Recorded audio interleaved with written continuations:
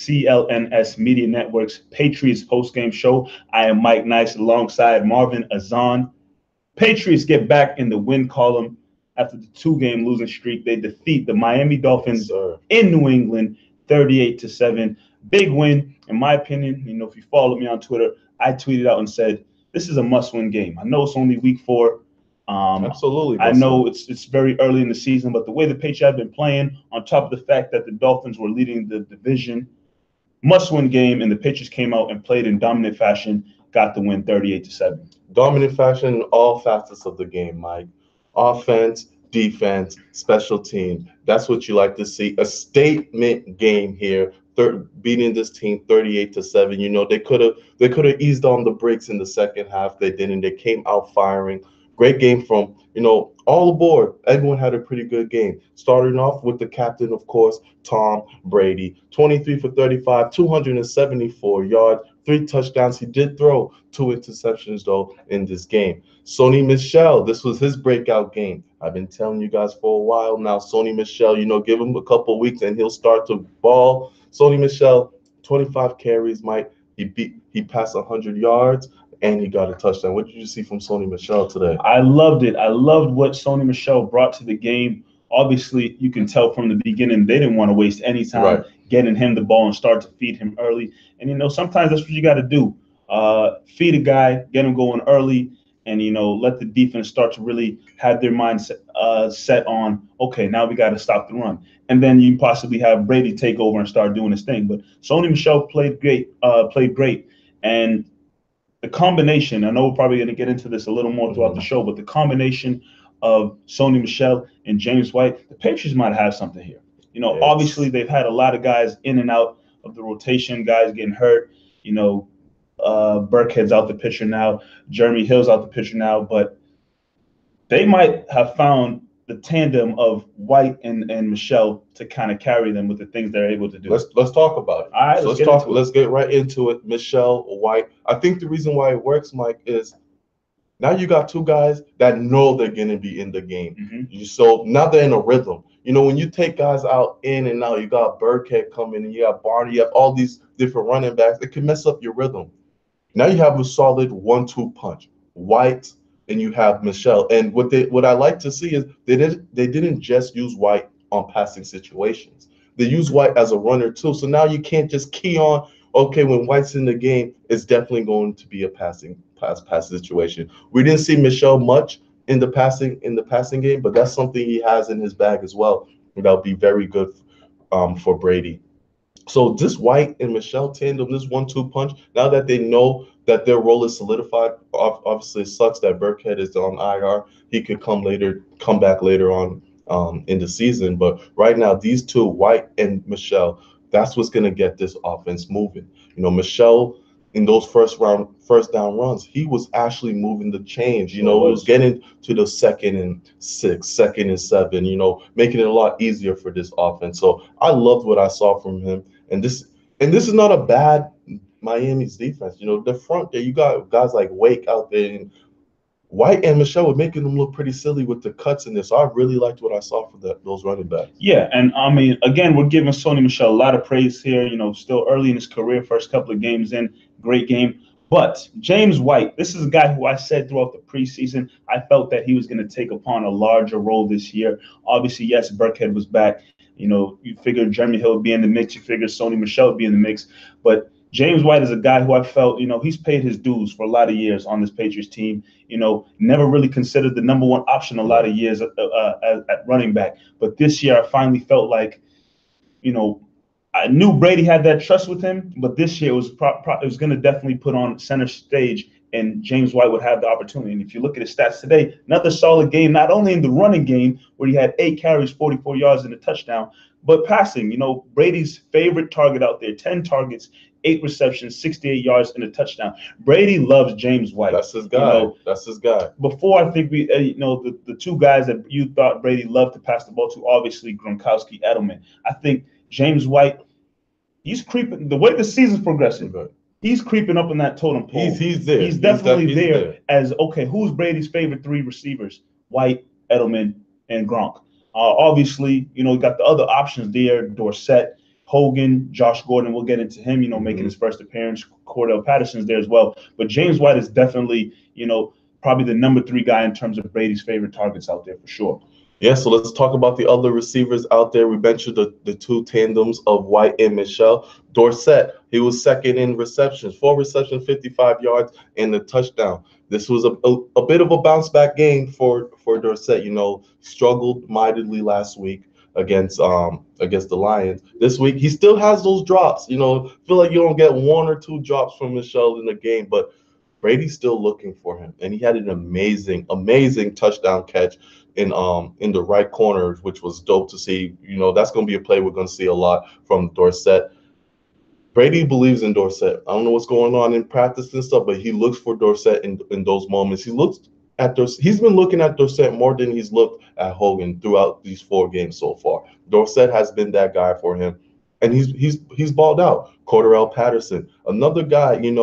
I said in the beginning of the year, Mike, he's not going to be a guy that gets more than 5 receptions a game, but he'll be there 2-3 receptions where it's going to be impact plays, and this is what I meant, especially today. 3 receptions, 54 yards, and a touchdown. We had that one touchdown that went for like 55 yards, where there was a pick. He got wide open, and when he ran the ball, he was able to juke defenders to get that touchdown. That's something that Patriots need. They need playmakers like this. So Cordell Patterson, Dorsett, they came up big.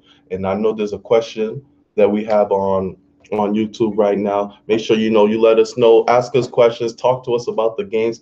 We are here for that. But Clifton, who was it? Samuel Williams said, "Are you guys liking what you're seeing from Josh Gordon, Mike? What did you see from Josh Gordon?" Yeah, the talk of the town. Once everyone saw that Josh Gordon was going to be active, all the eyes and attention turned to him and said, "What is this new acquisition going to do for the Patriots?" And was he fully up to speed with the playbook? How ready was he to be on the field with Tom Brady and the rest of the offense? And, obviously his action was limited. He wasn't out there for a lot of snaps and whatnot. But the time he was on the field and the time Brady looked his way, 2 targets, 2 receptions, 32 yards. You don't know how much the hamstring was still probably hampering him a little bit, right, but he was on the field. And at the end of the day, if you're on the field, you're expected to play and perform. And, I liked what I saw. It wasn't much. He had that one catch where if he just was able to break away just a little bit, get that leg free, he probably could have had a lot more yards after the catch. I feel like the more, time he gets acclimated with the playbook, the more reps he gets with Tom Brady in practice,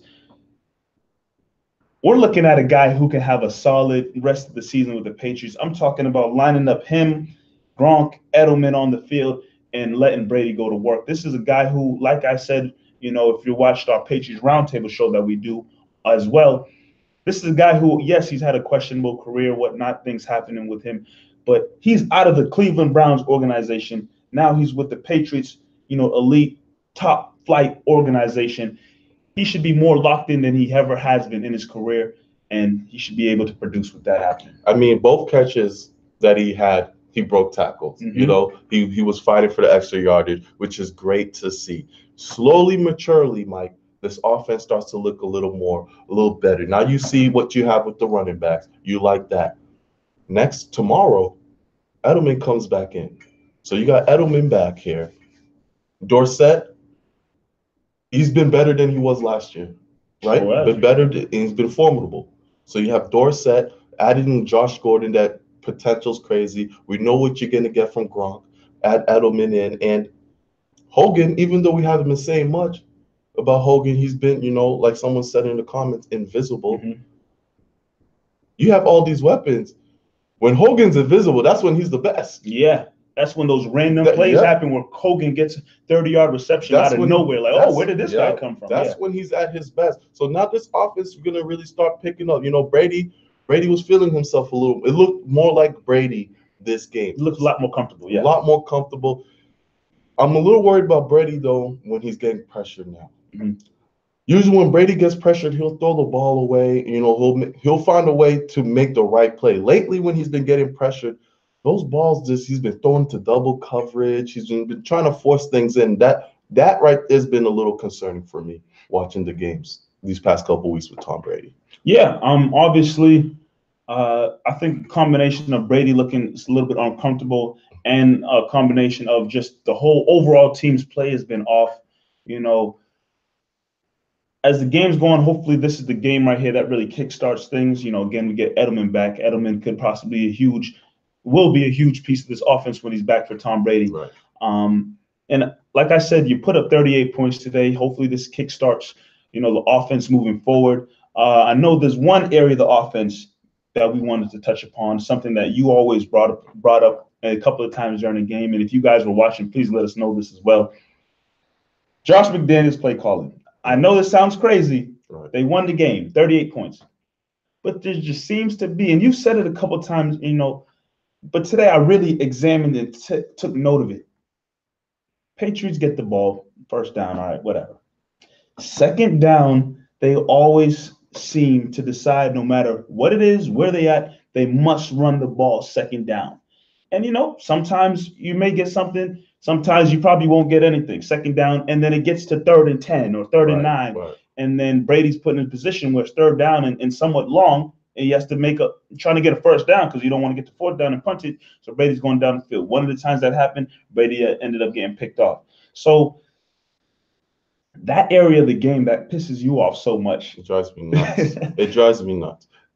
It's not just second downs, Mike. It's the second and longs. Mm-hmm. Every time there's a second and long situation, for some reason, McDaniels loves just running it down the middle. Or screen pass to the tight end. Or Dwayne Allen screen pass on second and long. And that hurts. That hurts your offense tremendously because now you, like you mentioned, you put yourself in a bad 3rd and long situation. And the last thing you want is a turnover, especially when your team is rolling like that and you're giving Dolphins a chance. Because in the beginning of the game, Mike, I know the score was 38-7, but the beginning of the game, it kind of stalled, especially in the first quarter. First quarter for sure. You were getting Miami Dolphins off the field, but you weren't able to score. Mm-hmm. You know, listen, I know Miami's 3-0, but this is not a playoff team. This is not one of the great teams in the NFL. You face teams with a formidable offense, they'll capitalize on situations like that when you have to also keep punting because you can't move forward on 3rd and longs. Put yourself in a better second down situation. That's when I think Edelman helps a lot. Mm-hmm. Those 3, 4, 5 yards that he gets in those situations are like run plays, but they help out so much. Those slants, and you have Edelman in it because you don't have Amendola, who was your slot receiver. So Edelman is going to really help on those second and longs, hopefully, because that hurt this offense. It stalled them, especially in the beginning of the game. Yeah, and we know Tom Brady definitely has that trust with Edelman in those type of situations where, you know, maybe it's not even a specific play call, but Brady and Edelman know all right, this is what we're going to do to get these couple of yards to pick up here and keep moving. A lot of comments coming in wild right now. A funny one, Murphy said McDaniels call plays like a middle schooler playing Madden. Like I brought up Madden. You sure did. Watching the game, I'm like, listen, what does it take to be an offensive coordinator? Because I know for damn sure on 2nd and 10, everyone knows what's happening. You know what's about to happen. Everyone in the crowd knows what's about to happen, and the Miami's defense knows what's about to happen. Mix it up a little bit. Ask Madden. That's what button that square. Ask Madden. Ask Madden. Jeez. Oh man. So yes, we've talked a lot about the offense and how they looked, the running backs, the wide receivers, Brady. Right. But this was damn near a shutout, Marv. Yes. You know, obviously the late touchdown there. Brock Osweiler came in and felt like he was just so excited to be in the football game. But for the most part, the Patriots offense shut them down. And it was exciting to see because you're coming off the last 2 weeks where the defense has struggled mightily. Patriots are actually able to get some sacks today, something that I don't think they were able to accomplish last week in the game that they lost. They weren't able to accomplish anything. Yeah, the defense was just piss poor, terrible, you know, but it was good that they had this, like you said, obviously Miami's not a team to really be feared. They're 3-0, but it's a soft 3-0, whatever the case may be. Patriots came out and played the Miami Dolphins and their offense how they should have been played, and they were dominant against them. And that's something that you want to see, obviously, is the Miami Dolphins. But again, like I said earlier, this is something to kickstart the team offensively and defensively. You know, get this win like you did today and have that momentum rolling. The defense played very well. Mm-hmm. And if I had to say a guy who really stepped up, you know, cornerback who got that interception. He was in the game, J.C. someone Jackson. that they depend upon. We saw last week Eric Rowe. Eric Rowe had a rough game. I think we all know that. Eric Rowe. Was it Eric Rowe? I don't think it was Jonathan Jones. Jonathan Jones. Yeah, Eric Rowe's out. He had a rough game. Yes, Jonathan Jones. I'm sorry. Rough game. So, Patriots have to kind of possibly turn to him. And this is something I think we talked about a little bit. They had those other guys. We brought him up. We brought them up. Where are they? Exactly. They add those other guys who played pretty well during preseason and whatnot. And J.C. Jackson finally got a chance to be out there, and he had that big interception. That was a very impressive interception for a rookie player. So, a lot of things about this defense that really impressed me. They did get some solid pressure, but at the same time, I think the secondary really played well today, and I got to give them a lot of credit. A guy, someone I want to give him credit who brought it up. They brought up a name here. D. Murphy. He asked, is Trey Flowers the secret? Look, Trey Flowers wasn't a name you heard a lot today, but when he's in the game, it changes everything. Mm-hmm. You saw the defense last week compared to this week. The big difference was Trey Flowers comes back in the game, and I believe they even said it in the airing, he's the Patriots' best defensive player. He's the guy that gets things going. He pressures Ryan Tannehill, and I think so, Murph. I think he is the Patriots' secret. A guy who played very well. I want to acknowledge Kyle Van Noy. I was just going to talk about him. Yeah, Kyle Van Noy was all over the place on defense. They're really finding how to use Kyle Van Noy this year. Mm-hmm. He's been pressuring either the running backs or the quarterback at every moment of the game. So we've definitely got to give a big shout out to Kyle Van Noy because he's been amazing so far. Absolutely. And one other guy that I definitely want to talk about, the new acquisition that came in to kind of replace Bentley, who went down with injury, John Simon. Right. Solid game from him. If I'm looking at the stats right here, he finished the game 5 tackles, 1 sack, and 1 tackle for a loss. I was very impressed. Sometimes guys come into the team, to the system, they're not ready, they're unsure, nervous, first time playing.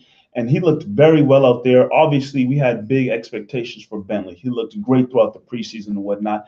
But when a guy goes down, it's next man up mentality, and the next man up for the Patriots is the guy who they signed up over the last week, and he came in. He had a solid game. I'm very, very happy to see that a guy like Simon can come in first time in and play as well as he did, along with the fact that guys like we mentioned, Van Noy, Trey Flowers, a guy who I really like. But one person who still seems to be a mystery for me. Hightower is decent. I'll give Hightower some credit. Where has Adrian Claiborne been? Yeah, he has been MIA completely. And he had some preseason games that he looked, wow. Right. Yep. What a guy that the Patriots got there from the Falcons. He looked like he's going to make a difference. He has been MIA every game so far. He didn't even pick up a tackle today. I don't remember seeing his name. I don't remember hearing his name. Adrian Claiborne sucks. Adrian Claiborne sucks, Mike. Because I've seen him now. I've been watching because I remember that was one of your bold predictions coming into the year after seeing the preseason. But he doesn't do anything. He hasn't done anything on this defense at all, and now his plays become limited. Other guys have definitely stepped up. Another acquisition who played pretty well this week was Danny Shelton. Mm-hmm. You saw him in some big plays there. He was in the middle of the fumble that happened early in the game. But like Claiborne has been nowhere to be found. He's a guy we're going to be looking out for him too, just to see, maybe if an injury or something happens, he's going to be the next guy to step up. A guy who's been playing very well for this team for the past 2 years now. Lawrence Guy, he's been solid. He does everything you need him to do on this team. Guy's been great, but if there was an injury to happen on that line, you're going to need Claiborne to come in and replace that. And I'm not confident in what I see so far. Yeah, again, like you said, he's been MIA, nowhere to be found. Had high hopes of him performing well this season, and it's been a very rough start to the season for that guy. Anything else that really stood out to you defensively for this team? Again, a bounce back performance, seeing how they performed last week. Is there anything else or anybody else that really stood out to you? I mean, they played a lot better against the run. Mm-hmm. There were still some big holes, but they closed them quickly. The run defense is still suspect, but it was good to see because Gore and Drake, they're good. They're a pretty decent tandem over there. You know, I know Gore's 35, is a lot older, but they definitely shored some things up on that run defense. They got off the field on third down, which was huge, right? Getting off the field third down, causing turnovers, which the Patriots do so well. So it was a statement game, a great bounce back game, and this was so important because you couldn't go 1-3. You couldn't go 1-3 and have the Dolphins be up 4-0. Pretty much there you would have to run the table, win the rest of the season, which was not going to happen. So going in 2-2 now is decent. You know, you've been in this position before. Focus, get everything better. You got Josh Gordon, he got under the wings. And Edelman, he's not gonna have much practice because there's a Thursday night game coming up against the Colts. But it's good. It's going to be good to have Brady's favorite weapon back. I guarantee the first 3 passes will go to Edelman just to work on that. So because you saw it in preseason, it's like, Brady, chill out. Edelman's not even going to be playing for a while, but Brady was still targeting Edelman. So it's going to be good to see Edelman back.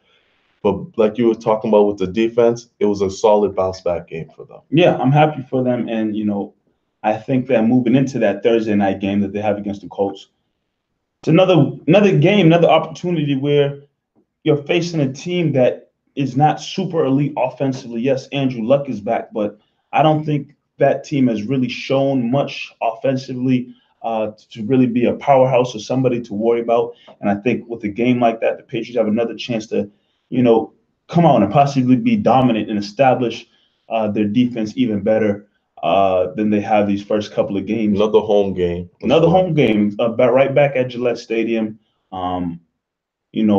Patriots can come out of this 3-2, and it's a solid start. Edelman's back. Josh Gordon is looking somewhat comfortable. Hopefully the weeks continue. His hamstring continues to improve and whatnot.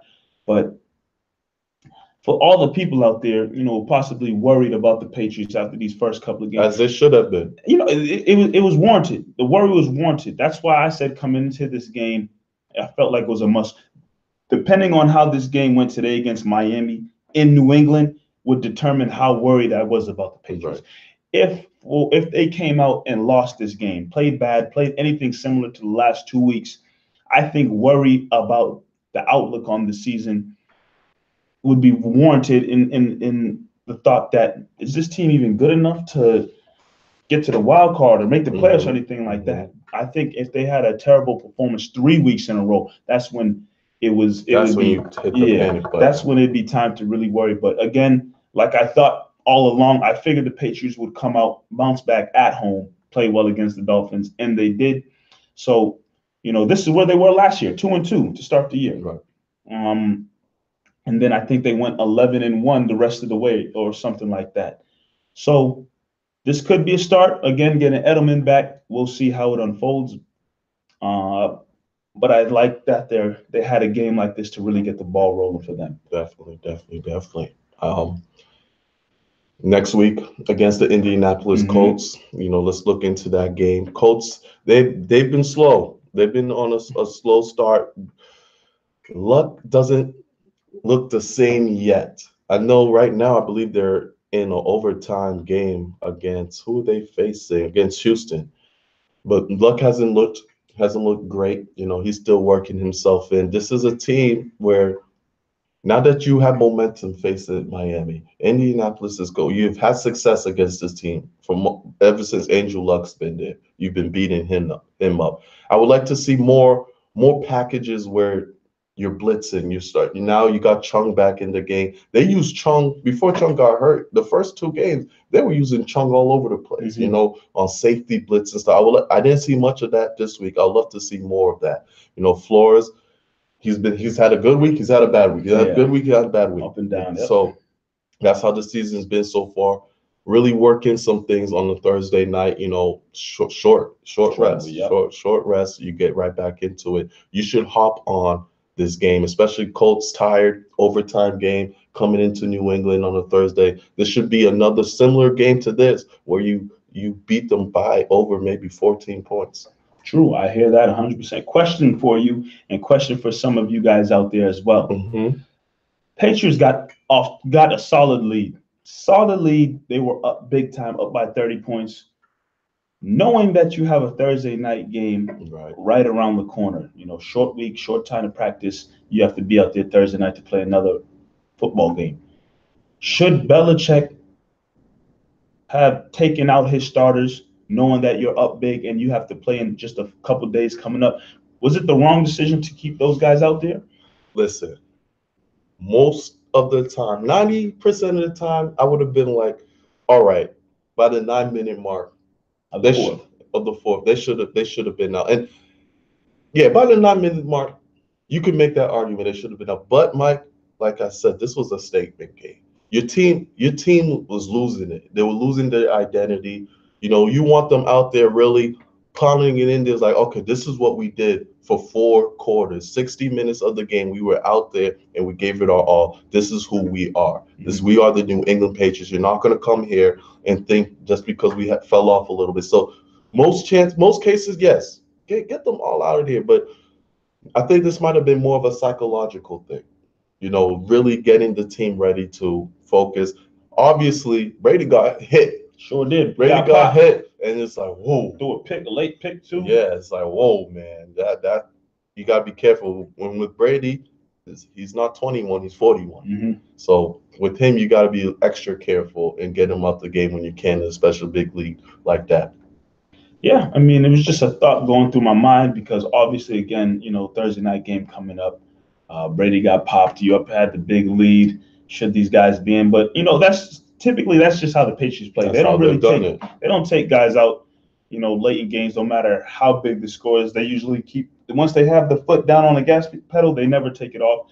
And I don't think a lot of people complain about that. Obviously, people cross their fingers and hope that an injury doesn't come out of it.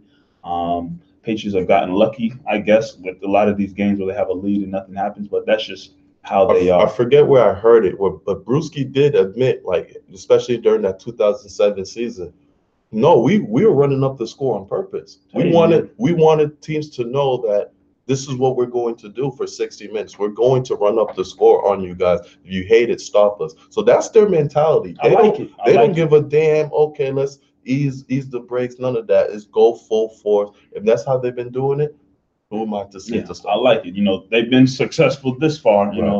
Nothing should change. If it ain't broke, don't fix it. Exactly. But I'm seeing the comments come in. A lot of people having stars and stories already. So let's not waste any time. Let's get right into it. Let's start with some stars of the game. Obviously, I think we talked about it offensively, defensively. Mm-hmm. They all looked good. But is there anybody who stood out for you that you can give a star of the game to? I'm only going to give out one. There's so many we could give out, but this one guy that obviously deserves it, I think, more than the rest. Sony Michel, Mike, 25 carries, 112 yards, 1 touchdown. But it's not about the numbers. It's how he looked, the cuts he was making guys miss out there.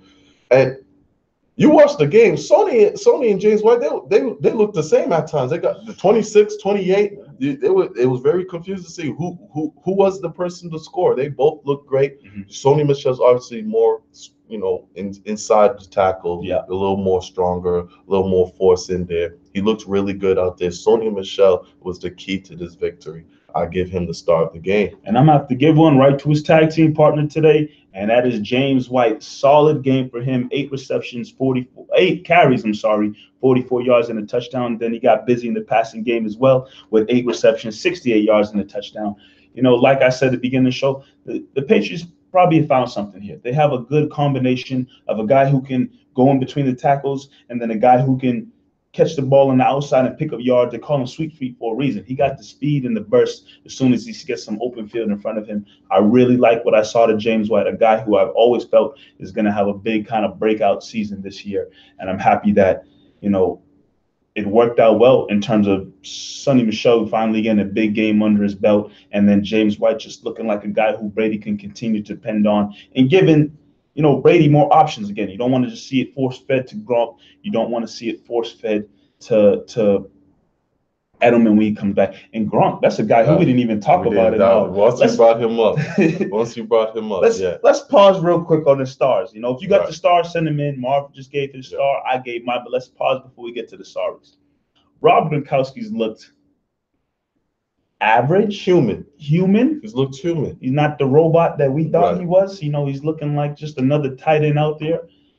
And it's a little concerning because this is a guy who, if people are already deeming you possibly the greatest tight end to ever play, every season you roll out there and you're fully healthy and ready to go, we're expecting big things from you. And this is now 4 games now where he's, other than the first game where he's just looked.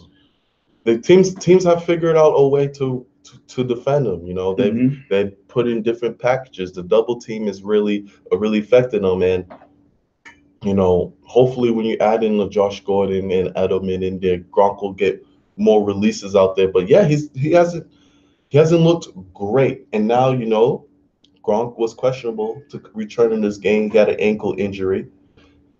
Be on the lookout with that now. We know about his history with injuries like this ankle, and I believe during these past 2 weeks now he's missed a couple practices because of the ankle. So I don't know if it's the same one. We'll get more reports going further, but that's something to look out now. Now Gronk got hurt, so we'll see. Yeah, and especially again with it being a short week, and he's been dealing with an ankle injury leading up to this game. Not sure if it's the same ankle that he hurt or tweaked during this game, but I would say there's a big question mark on his availability for the Thursday night game against Indianapolis. Short week. This is a guy he's been hurt and hobbled. Some of you, I think, we got a comment coming in saying he was probably hurt during the game. I don't know if Rob Gronkowski will be out there Thursday night. And obviously, again, you're going up against a team in Indianapolis who doesn't really strike too much fear in your eyes with their defense, So maybe Gronk missing that game, it won't hurt too much. But obviously, the first game you'll have Edelman back. You want everybody out there. It'd be great for Brady to have everybody at once. But Gronk may miss some time here. That's just my opinion. Leaving this game, same ankle. Gronk could miss some time here. So it remains to be seen. But all right, we talked about that. We couldn't skip over that. Let's get into some of the sorries for the game. Sorry. You know what? Sorry of the game. Who? I'm gonna give the sorry of the game to the Miami Dolphins. Here's why. Obviously, they lost. They got blown out. But you're 3-0, right, undefeated, coming into Gillette Stadium. I'm going to talk about it from the Miami Dolphins' point of view. You got to come in and try to beat this team at all costs. This is the first time the AFC East has looked like this. It hasn't looked like this in a while. Where teams are actually talking about you on national television. First time Dolphins have been number 1 on the standings, and everybody else below, sitting 3-0. From the Miami Dolphins side of things, you got to come out and put your foot down and say, look, if we get this win over the Patriots and move to 4-0 on their home field, people really got to start taking notice of us. Obviously the top teams talked about right now in the AFC, Kansas City. That's a team that is getting all the hype right now. Cincinnati got another win today. If the Dolphins beat the Patriots today, they're right up there. Not saying they're as good as Kansas City, but the top teams in the AFC. That's a big game for them. Dolphins are right there being talked about. If Tannehill comes out and has a solid game like a Bortles did a couple weeks ago and whatnot. But they completely blew it. They were this close to getting shut out. If it wasn't for Osweiler coming in and having all the excitement in the world, and the probably Patriots was just like, all right, whatever, we got this game in the bag. They were about to get shut out. So they came here and pretty much, they pretty much laid a goose egg and didn't score. Got a garbage touchdown. That's about it. And it's tough for a team that probably came in with so momentum. They just got smacked down right back to earth with this loss, with a blowout loss like this. So the Miami Dolphins, welcome back to reality. Patriots probably going to retake the top of the spot in the AFC East coming up soon. So I have to give that whole team a big fat sorry. Better luck next time. Mike, you said it best. I don't need to give out a sorry. That was a lot of sorry. You gave it to the whole damn team. So I don't even need to, they came out here and did not perform whatsoever. It didn't look like they even tried. Mm-hmm. Especially, like I said, they were taking New England off the field at a point in the game, and their offense was just, give credit to the Patriots defense. They came out and did what they had to do, but you expected a little more from the Miami Dolphins. I didn't think this game was going to be a blowout, but Patriots came in and they delivered. One person I want to bring up before we wrap things up here, Mike, Cyrus Jones comes back onto the team, and he did decent punt returner, nothing bad. That's my guy. So, Cyrus Jones, welcome back. Hope to see more from him. Yeah, he looked very confident in the return game for sure. So again, like Marv said, hope to see greater things to come for him. But with that being said, we're gonna get ready to wrap things up here on the Patriots Postgame Show. Be on the lookout. Marvin, myself, and our other guy, Nick, holding down Patriots Roundtable coming out during the week. Be on the lookout for those episodes and those shows to drop. Any final words here, Marv, before we get ready to? 2-2. It's better than 1-3. Going against the Colts, where you should be able to beat them. I like where this is going now.